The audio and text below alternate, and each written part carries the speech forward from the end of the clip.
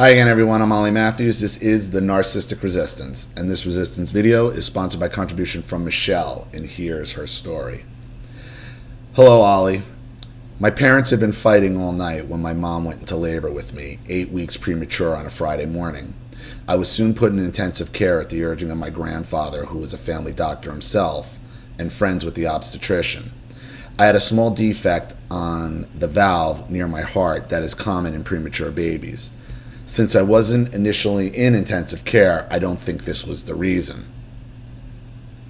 8 weeks premature and a heart defect? I think that would probably end you up in intensive care.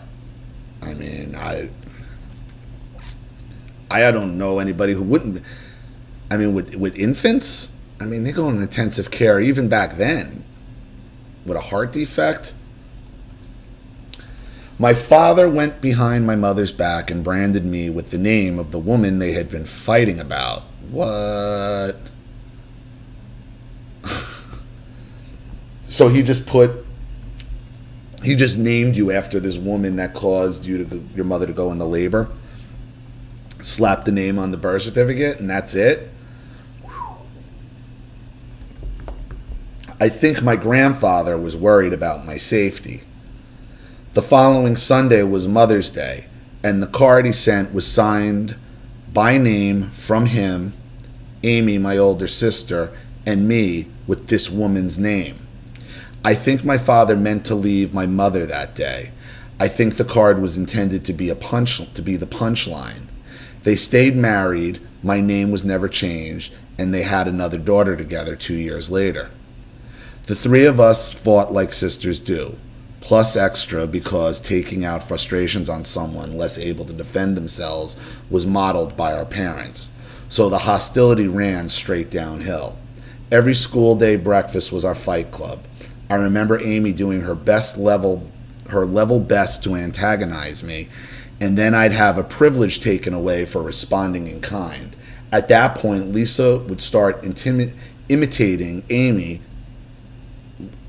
Lisa, my younger sister, would start imitating Amy, but Lisa stopped when told to. Sometimes it was words, often it was poking or pushing. When I was 6, Amy was 9, had an older girlfriend over while our parents were out. Let's call her Liz. I think she was 11.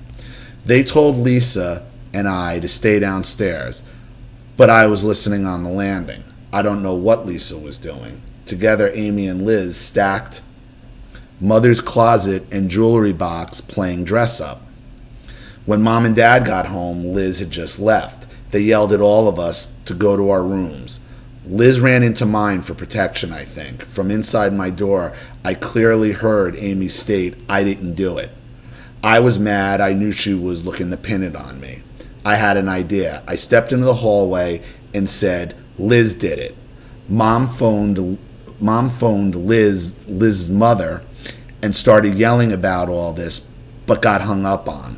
So she went out down the street to Liz's house, soon followed by my father. Over young girls playing dress up?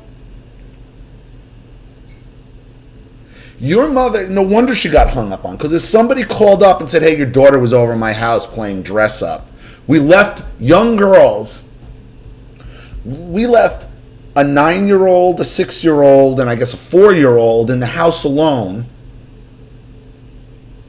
They invited a friend over and they played dress up with my jewelry and things. Well, what the fuck did you think was going to happen?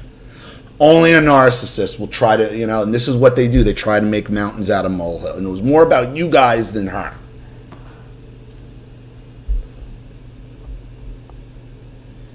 He somehow convinced my mom that shouting in the street was a bad idea. Well, you think? To go down and scream about your daughter was playing dress up at my house when we left them unsupervised. Holy shit. What a psychopath. The whole night was loud and scary even for our family. Things went unusually quiet for maybe a month. Then one day I went to call on Liz. I had mistaken being triangulated with Amy for a genuine friendship with this teenager. Lisa had walked over and met me on the side doorstep. No one was home and I had to pee. Since I was over there all the time and Liz at our place too. I didn't consider it a big deal to let myself in and use the toilet. Lisa came with me. When we tried to leave, neither of us could get the bathroom door open, so we decided to wait for some adult to come along and let us out. Soon we heard our mother calling us and shouted back that we were inside. She came in, opened the bathroom door. We were just crossing the threshold to leave the house when the neighbors came home. Mom said she was sorry. Mrs. Liz says, "You better be." And we three were properly embarrassed. Yeah, it would be kind of embarrassed after all that. Amy began to bully me more continuously, and no amount of submission could make her stop.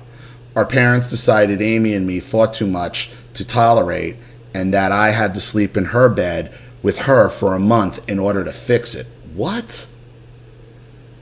That's weird.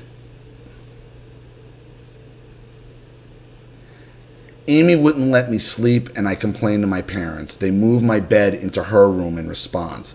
In the following 3 weeks, 9-year-old Amy established dominance, and they moved my bed back into my room.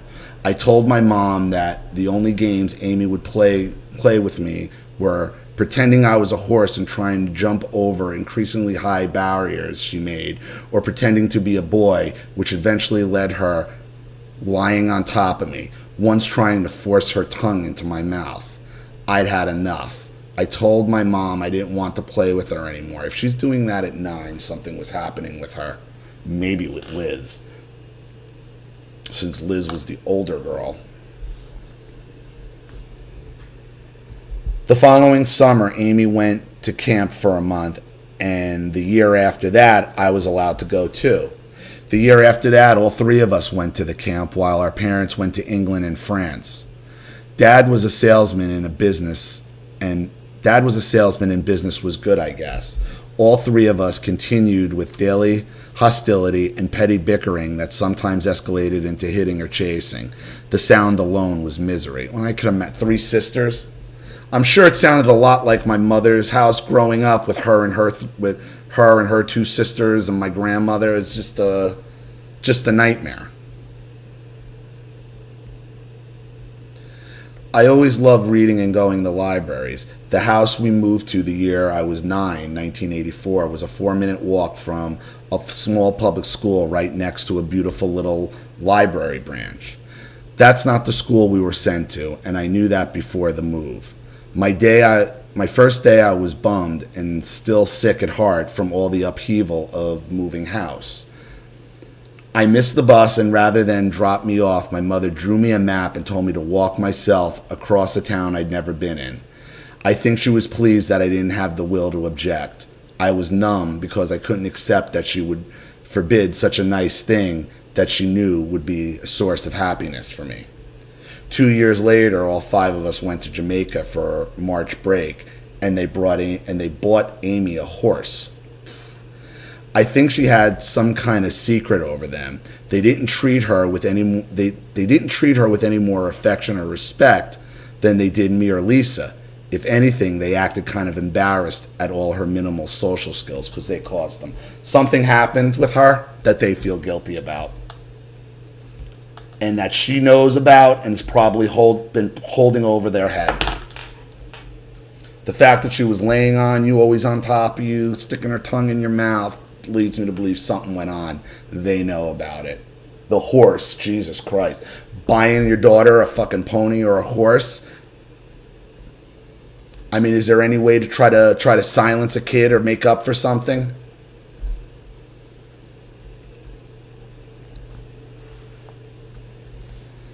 The summer I turned 15, just as Amy was about to turn 18, she told me she was pregnant. She said the father was a boy from Pony Club. I asked, "Isn't he like 5 years younger than you?" "No, only 2, she answered. I didn't believe her, but made up my mind that this was beyond me and my mom would have to handle. He was 4 years younger than her and small for his age. He would have been 8 when they met, and at 13 at the time of her pregnancy. Barely older than Lisa. Wait, he would have been 8 when they met and 13 at the time of her pregnancy, barely older than Lisa. Wow. She banged a 13-year-old. Told you something was going on with that girl.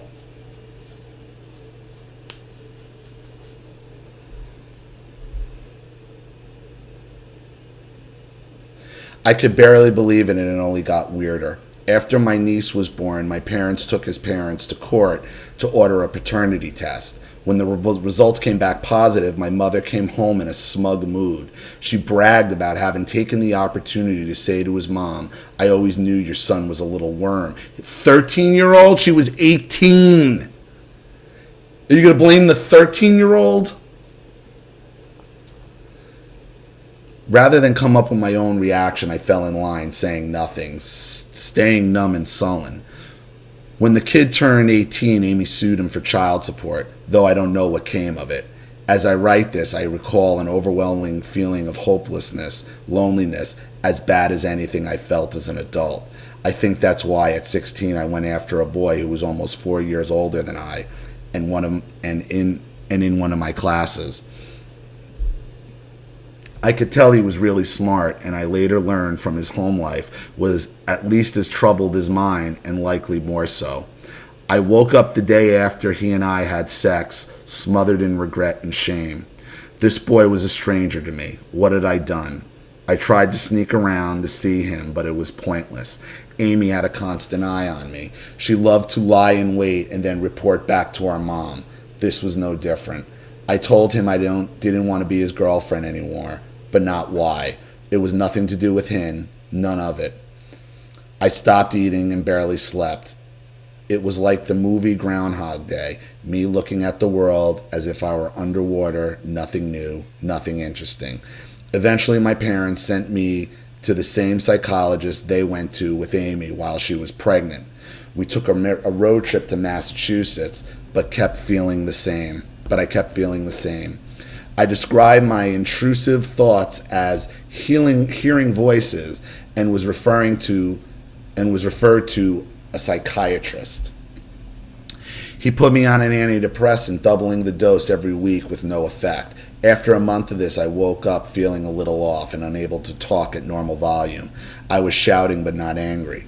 By the end of the day, I was completely detached from reality and given a bed in a hospital. A month later, I went home on a large dose of lithium. It didn't help.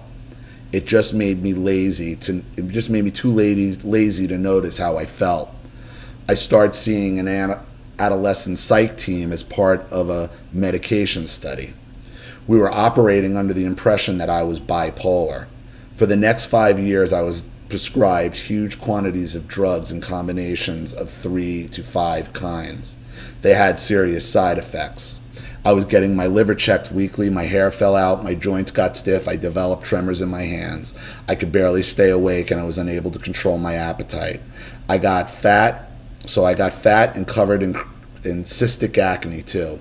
One of the drugs caused an uncontrollable retching, and more than once I was sick in public.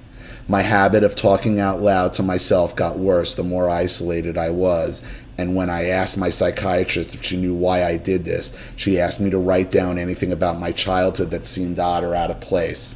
One of the things I mentioned was that my mother had gone out of her way to rent a VHS recording of One Flew Over the Cuckoo's Nest for me to watch while I was still in the hospital that first time.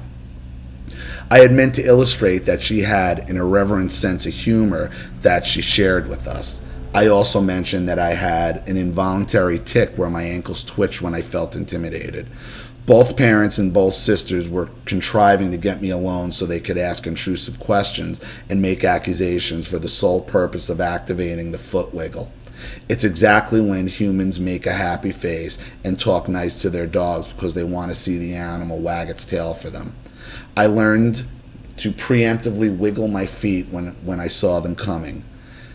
Amy decided one day that my foot wiggle was an accusation, and our mom ordered me to never do it again. That hurt more than I knew at the time. I was having nightmares about my mother selling me to gangsters that run a murder house similar to Tarantino's Hostel. Most of the dream is me walking around the seemingly abandoned structure without being seen by anyone. No one bothers to tell me I'm sold, nor will they look at me. I always end up barefoot in a room with lots of jagged garbage between me and the door, far, far away. The doctor was disgusted. She asked me if I saw what happened to Nicholson's character. I said he got lobotomized. The whole film was a comment on societal rejection of nonconformists. She said it was a threat. She said my mother hated me and wanted to scare me into doing a better job of not making her look bad. Exactly. She said I had to go no contacts or my parents would try to destroy my identity. Amy was engaged twice and Lisa got married in 2004 and had 2 daughters. My brother-in-law was the first person to ask the rest of the family felt free to berate and belittle me. Why the rest of the family felt free to berate and belittle me at will. There's no rational answer. Because you're the family scapegoat.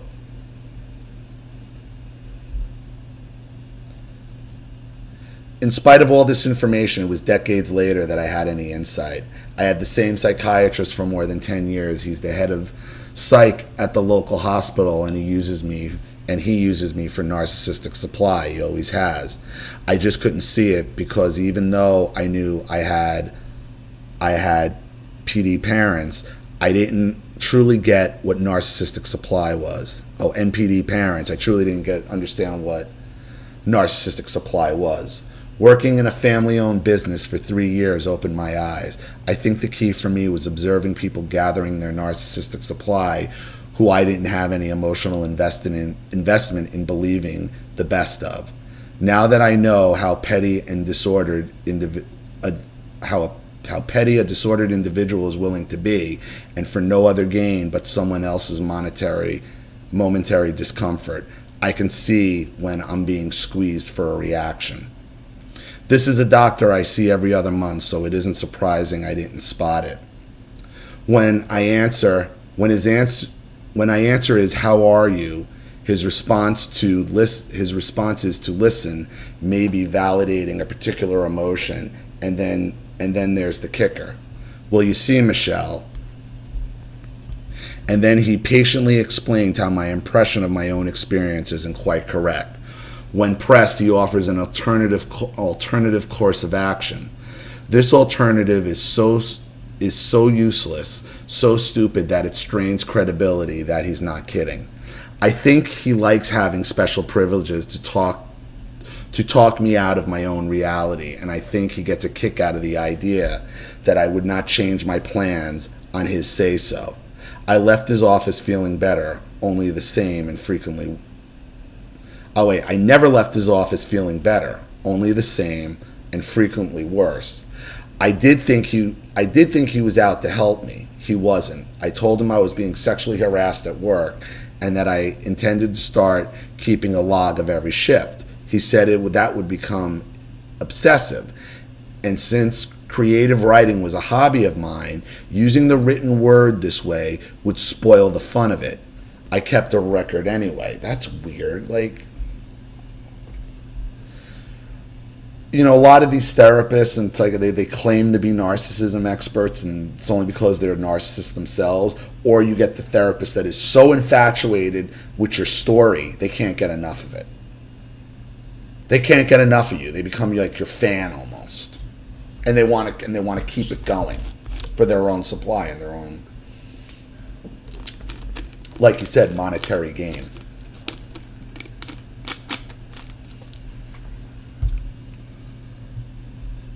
That was a while ago, but every time it went this way with him. The most recent version was him telling me it was unfortunate that I had such unforgiveness for my abusive family. I said, I know how you feel about loyalty to the tribe, but if they're all only in it for themselves, then there's nothing to betray. He didn't even try to pretty it up this time. He said, well, you see, Michelle, money. I was stunned. He knows I'm the scapegoat. He admits in his book that people have accused him of having narcissistic tendencies. His whole office is a showplace for every private or professional accomplishment he's had since medical school. When I commented one time that all child molesters are narcissists, he made a face like I had insulted him personally. Probably. Let's think about this, Michelle. Something happened to your sister. This was a family therapist, you said? He knows your family history. It's probably. It's the power thing. It's the power thing. Anybody who makes excuses for pedophiles is goodbye. Goodbye. I wonder which characterization he objected to. Haha, no, I don't. There's a cringeworthy poem in the waiting room that includes a description of tongue-kissing his, I assume, wife. Then again, if he were both, how would I find out, since I'm not a child? He once gave me a book about borderline personality disorder. I showed it to my mom, and she just looked at it as for a dead cat in my hand. She said nothing. She walked away. At that time, I had utterly forgotten the past psychiatrist, and the possibility that I was a scapegoat and not safe in this family. My parents have trained me to behave as if I were incompetent, and while I lived with them, made sure to give me a hard time if I was getting ready for work. Yep, I understand that. You play into it. You play dumb sometimes because it's easier, because that's what they want. And that's really what I think you've been playing a role in your narcissistic family. And every time you try to step out of that role, they try to deem you as crazy. This is what they did.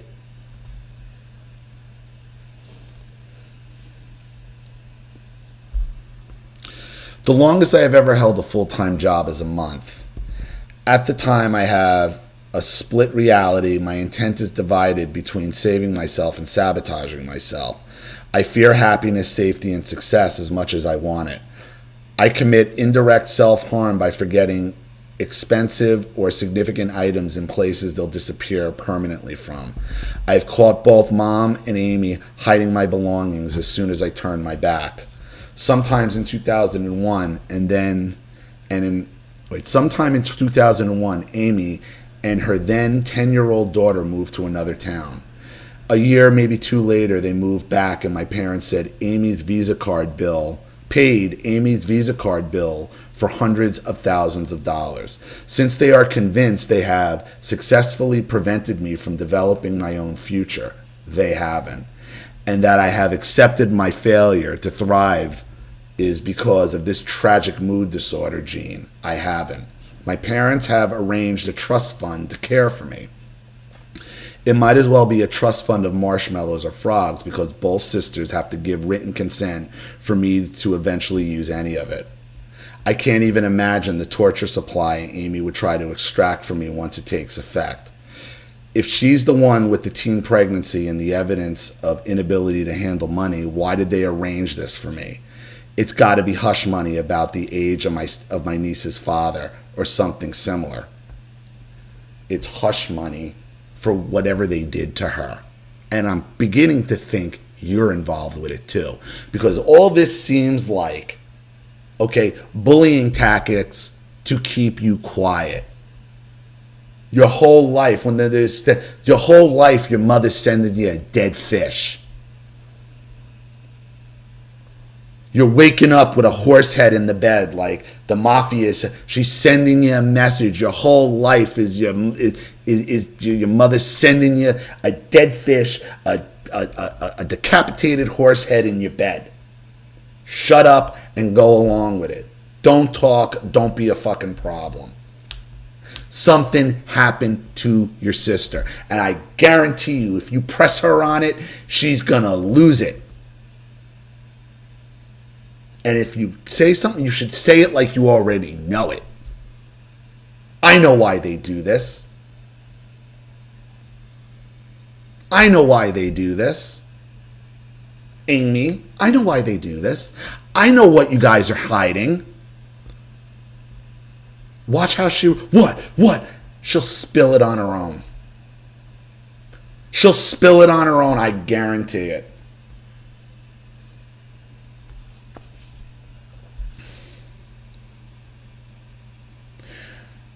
I understand I have to support myself and I don't want to stay on medical disability.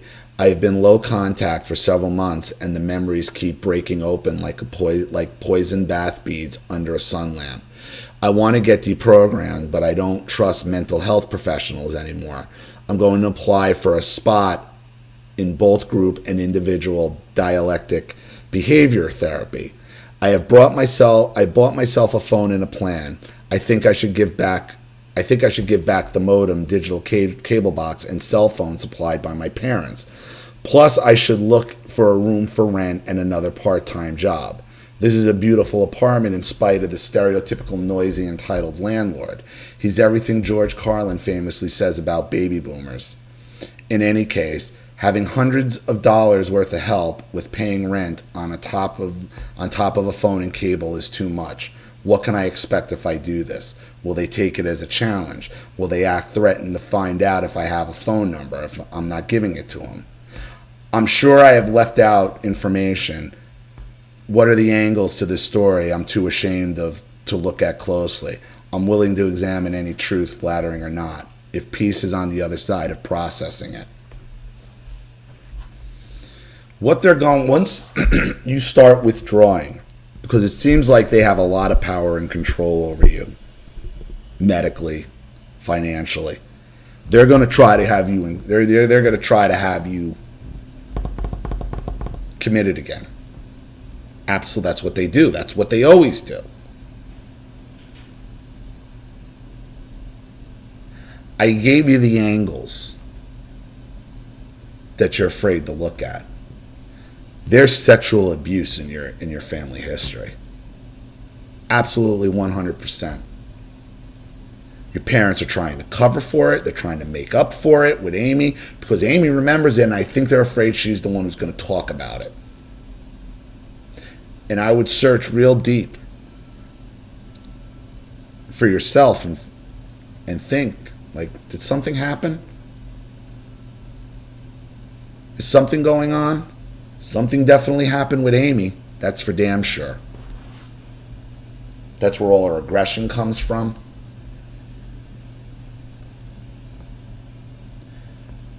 The fact that she was going after younger boys tells me she had a fear of older men.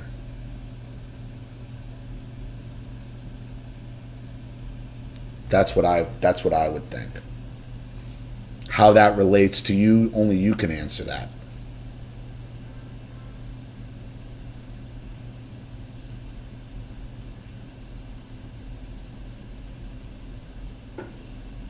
Only you can answer that. Your father clearly has issues naming you after a woman your mother and father were fighting over. That would tell me your father's got some pretty sick proclivities in his portfolio. No? It would tell me there was a lot going on when you were born for him to do that.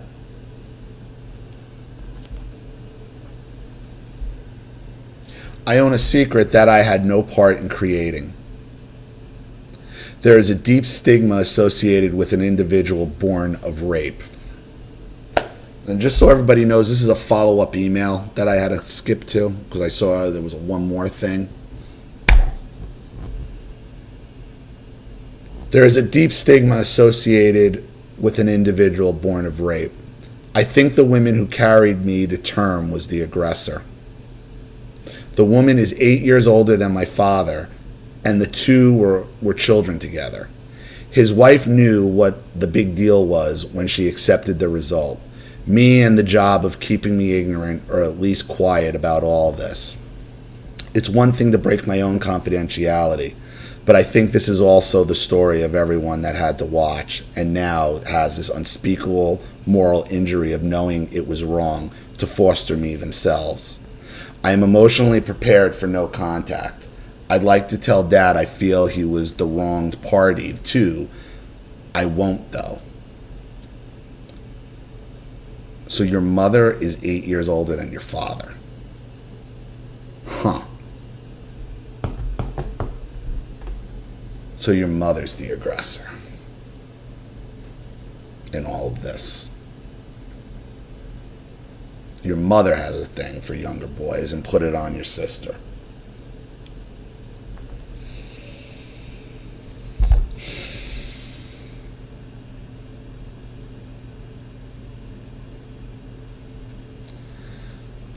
More like I hope he comes to the conclusion himself that as the one person with nothing to gain from truth, I might be the only person who can tell him so.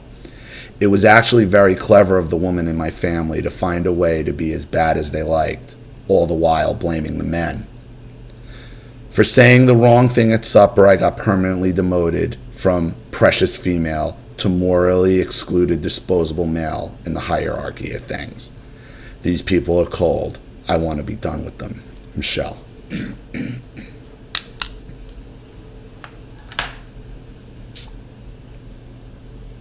Wow. How's that for a twist at the end? I didn't pick up on your mother being that much older than your father.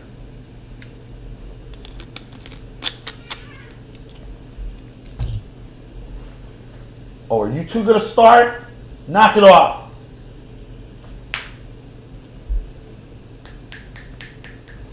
Sorry about that. Look, you're in a rough situation because they got you financially, they got you, mentally. They have your sisters holding all types of power over you. You really, really, really need to understand and get into what you didn't want to deal with, what you did with the one more thing that you sent me this morning. Oh, wait, no, that was last night you sent it. Doesn't matter.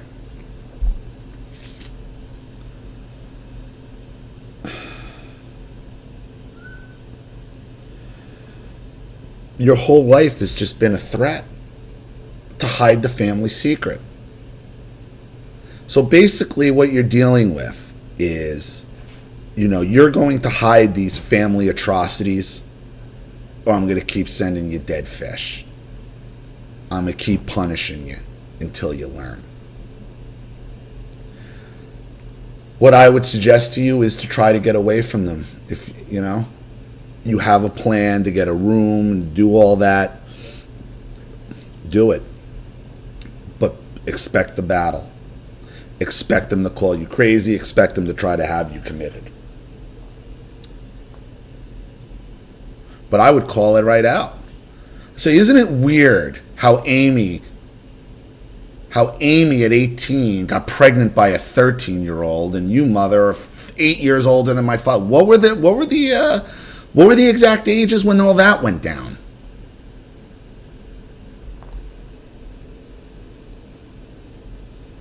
Women can be pedophiles too. Just the same. And that's what it is. I think you're almost in a female pedophilia cult. And the family's trying to protect it.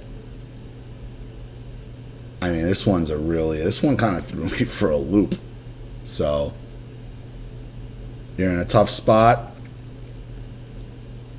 But look, you have answers and you have ammunition you can fire right back at them. Something's not right. What were you doing, Amy, trying to shove your tongue down my throat, Amy? What were you doing, Amy, climbing on my back, Amy? Don't you think it's weird, Amy? You got a 13-year-old? At 18, you're an 18-year-old girl, and you a 13-year-old. Wow. And I'm on lithium. You gotta be kidding me. I would also suggest you try to find a new therapist if possible. Fresh start. You know, sometimes you just need a change. So, thank you so much for your contribution and your story. I hope this helps. Thank you to everybody watching. Please leave any opinions or advice in the comment section below. And again, if you want your story read on the channel, you have a topic you'd like me to cover, a narcissist you'd like to expose, you'd like to set up Skype, a phone call, have a private video made, or a Facebook chat, or you'd like to sponsor a video just like this for someone who needs help and can't afford it, or you just want to make a contribution to the channel in general to keep it succeeding and growing, because this channel is still sponsored 100% by contributions from all of you. So if you like what you see here and you want to see more videos like this, you know what to do with the PayPal and the email link in the description box. Also, please like and share this video wherever you can. Subscribe to my channel if you haven't, and be sure to click the subscription bell to be notified of all my video uploads. I'm Ollie Matthews. This has been the Narcissistic Resistance.